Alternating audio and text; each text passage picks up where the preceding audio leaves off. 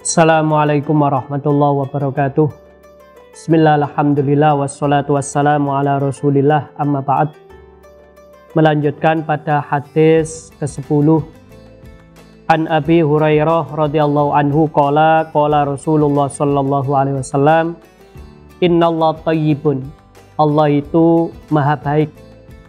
La yakbalu illa thayyiban. Tidak mau menerima kecuali yang baik. Wa innallaha amaral mu'minin, dan sesungguhnya Allah memerintahkan kepada orang mukmin bima amara bihil mursalin, dengan apa yang Allah perintahkan kepada para rasul.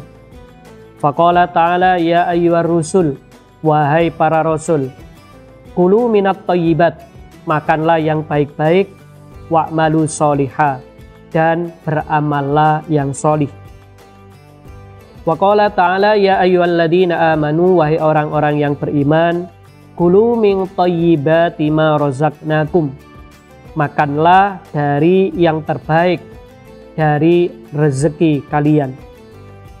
Summa dzakara rajul, lalu Rasulullah menyebut sebuah ilustrasi cerita, ada seorang laki-laki yutilus safar, dia sudah kelihatannya menempuh perjalanan jauh, Ash'asha aghbara, rambutnya kusut, pakaiannya berdebu, yamuddu yadaihi ilas sama, dia menengadah ke langit dengan mengangkat kedua tangannya, ya Rob, dia berdoa, wahai Tuanku.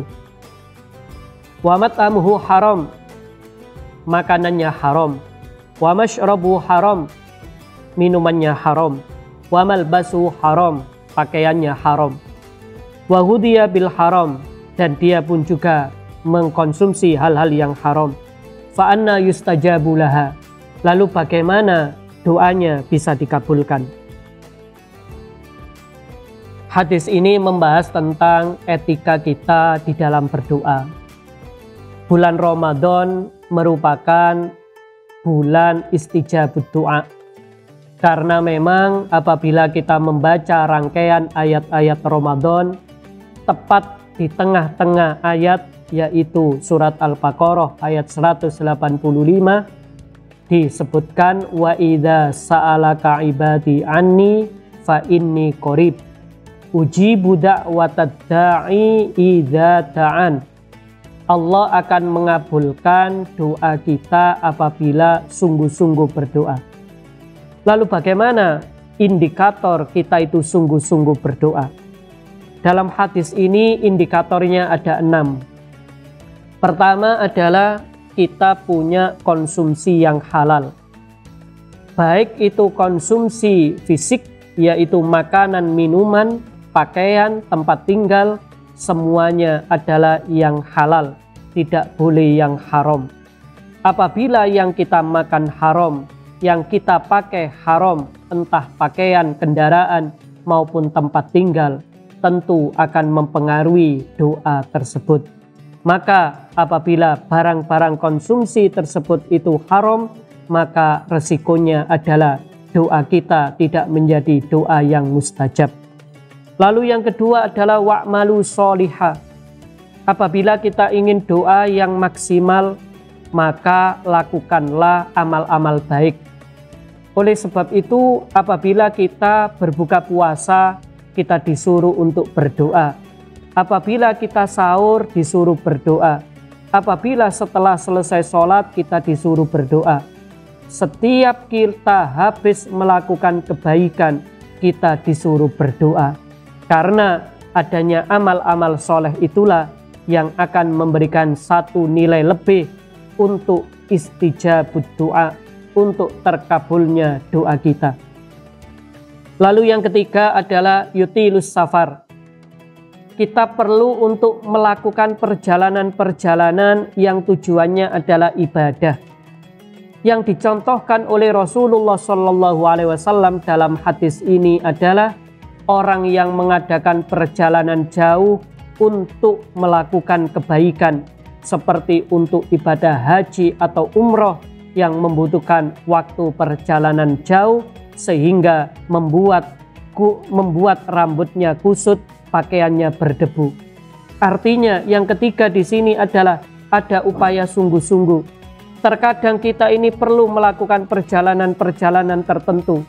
Ada orang yang ingin mendapatkan doa yang mustajab, dia pergi ke masjid-masjid, dia pergi ke makam-makam para wali, ke makam-makam para ulama, tentu saja makam Rasulullah Shallallahu Alaihi Wasallam. Dengan berdoa di makam-makam tersebut, kita melakukan perjalanan yang itu dalam rangka kebaikan. Bahkan orang yang dalam perjalanan, orang yang statusnya musafir, di dalam hadis dikatakan termasuk orang yang doanya mudah untuk dikabulkan. Sehingga Rasulullah setiap kali melihat ada orang-orang yang melakukan perjalanan, dia diminta untuk berdoa seperti doa-doa subhanalladzi sakhkhara lana hadza dan sebagainya. Lalu poin berikutnya adalah asy'asha aghbara. Kondisinya kusut, kemudian pakaiannya itu lusuh. Hal ini menunjukkan rasa tawadhu. Orang yang berdoa namun dia merasa sombong dengan dirinya, merasa mampu untuk melakukan segala sesuatu, itu akan mempengaruhi kualitas doanya. Apabila kita memang berdoa adalah memohon, maka kita sungguh-sungguh. Sama kalau kita melihat seorang pengemis, jika dia pakai pakaian yang najis, dia pakai kendaraan, lalu minta kepada kita, tentu kita sulit untuk memberinya. Namun apabila dia menampilkan diri, rendah hati, kondisi itu akan mempengaruhi Allah untuk mengijabahi doanya. Maka posisi hati kita ketika berdoa adalah benar-benar tawadhu, benar-benar merasa butuh. Lalu yang kelima, apabila kita berdoa, kita ekspresikan dengan mengangkat tangan. Mengangkat tangan bisa mengangkat tangan setinggi-tingginya. Mengangkat tangan juga sewajarnya, itu bebas. Untuk teknik mengangkat tangan bebas. Akan tetapi memang di dalam hadis disarankan apabila kita berdoa, kita disuruh untuk mengangkat tangan. Karena simbol daripada kekuasaan Allah itu ada di atas, sehingga ketika kita berdoa, kita menengadahkan tangan ke atas. Karena atas adalah simbol keluhuran. Kita minta kepada Allah datang sesuatu kepada kita. Lalu yang lain di sini adalah ya Rob, ya Rob. Bahwasanya ada teks-teks doa yang perlu kita pilih. Doa apa yang bisa kita pilih? Ada kalanya doa yang langsung diajarkan oleh Rasulullah. Seperti Allahumma innaka afuwun tuhibbul afwa fa'fu anni. Itu diajarkan langsung oleh Rasulullah. Atau ada pula doa-doa yang digubah oleh para ulama, yang dibuat oleh para ulama. Dan doa-doa itu banyak sekali jumlahnya. Dan di sisi lain, kita pun sebagai umat muslim yang memiliki perbedaan kebutuhan, kita juga boleh berdoa dengan menggunakan bahasa kita masing-masing, entah bahasa Arab, bahasa Indonesia maupun bahasa daerah, yang semuanya itu nanti akan mempengaruhi istijabut doa.